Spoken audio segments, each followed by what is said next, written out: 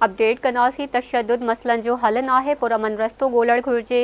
इहो चवणु आहे तर्जुमान सिंध हुकूमत सुमेता अफ़ज़ाल सैयद जो सिंध हुकूमत कराची में हादसनि ते अवामी ख़दशनि खे तस्लीम करे थी। मासूम शहरियुनि जो मौत हिकु वॾो अलमियो आहे।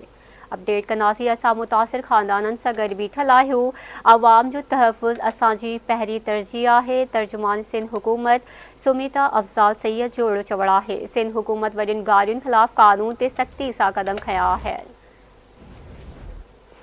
ट्रैफ़िक कानून ते सख़्ती सां अमल दरामद कयो पियो वञे। डंपर्स खे साड़ण ते भड़काइण ऐं तशद्दुद खे हथी वठण जी शदीद मज़म्मत कयूं था।